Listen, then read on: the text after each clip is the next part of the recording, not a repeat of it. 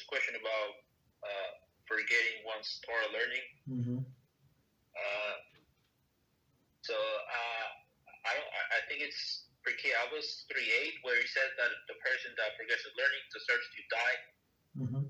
So I was thinking, what would be the real definition of forgetting one's Torah? Because I mean, sometimes I could not say that I actually remember everything that I learned. Mm-hmm. It's not like this knowledge is on demand on my head all the time. And sometimes even after reviewing my studying several times, I still forget. Mm-hmm. I don't know if this happens to more people, so I was wondering if Kavod could expand on this and see if there's some leniencies or think about it. So that's a very, very good question. So that's it says we actually, believe it or not, I made a clip. We did not produce it. Maybe like I think this Friday there is one famous. I'm not going to mention it. Doesn't matter names. Like YouTube personality. I call him YouTube personality. I don't want to mention names. But and this guy into the sgulas, like all of the sgulas, he's a zor, this and that. Say, and I know like some of my students used to watch him, and so I asked him like simple, do you know? No, like I said, but you were watching like before, maybe like 5 years. Like, what did you learn? Schools, like, did you practice? Yeah, did it work? I don't know. Yes, but when you start questioning, nothing works. So the guy says.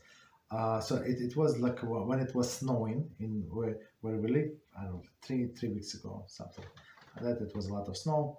So the guy goes outside, this YouTube personality, famous rabbi, and he takes his snow and said the Zohar says that forgetfulness is I think the Gematria 333, and the snow also Gematria 333.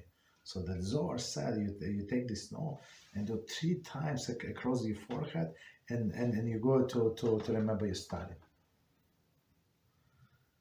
So and of course, like some people like the shortcuts and so in that video I said like you normal. Of course, Zohar said it's Zohar said, but what our sages do, like and I did two examples. Gave 2 examples of Rabbi Zatzal, right, that he continue. He knew like 40,000 books by heart. Right, one example. I said if you want to Moshe Feinstein Zatzal, that's another example from Ashkenazi world, right? After pressure, given up to the pressure of the people, he revealed in his humbleness. So if he revealed humbleness, a number should be multiplied. I don't know how many times.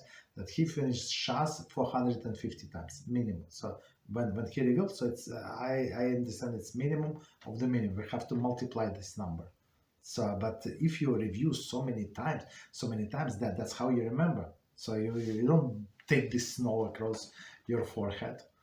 You understand? So if I said I doubtful that Rav Avadia did this for Rav Moshe Feinstein, that's all did it. So that's not Jewish way. The Jewish way is you sit, you learn, you break your head, and you sweat, and you go back, and again, and again, and again, and that's how you remember.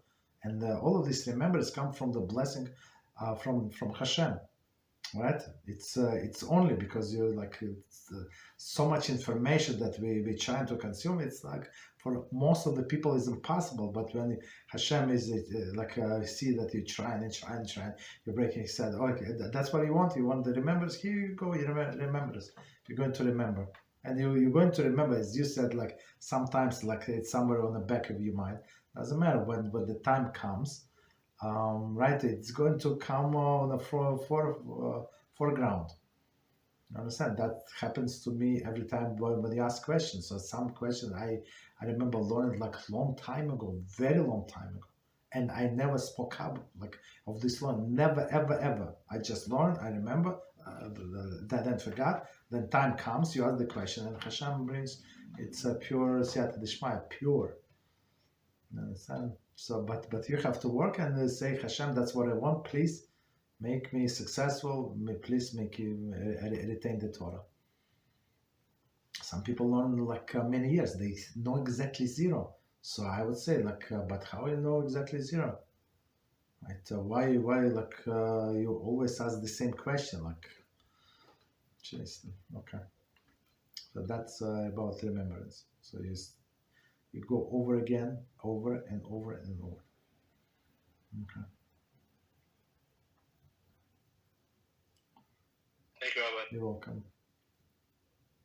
So in this, sometimes I review the thing. I mean, I do it like 4 times, and then I do it a 5th time. Like some of the notes that I take on Mm-hmm. my notebook, Mm-hmm. and then I move on to I don't know, next page, next topic, Mm-hmm. perhaps another book.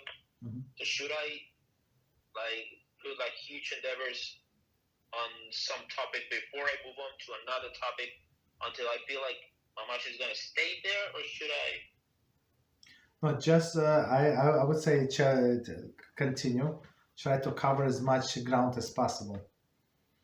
Because many times when we stuck on one issue, it's and we do not say it's not because we're stupid. No, because it's only like part of this, like whatever it says in this book. Yeah, it's very relevant, right? But the issue is much bigger. So for example, when we read these books, yeah, like I read it, but I give you like more details, more situation, because I get it from some other sources. You understand? So like continue the broader picture you have. The easier like other things are going to be to understand, because like if the author is going to include all of the details in one book, the book is never going to finish. Nobody is going to purchase this book or even open, because it's so thick. Understand? So that's why they have to skip some parts, like not skip, like do like statements, but without explanations. But right, so but so you continue cover the ground. Okay. Thank you very much, Rabbi. That's You're welcome. very helpful. You're welcome.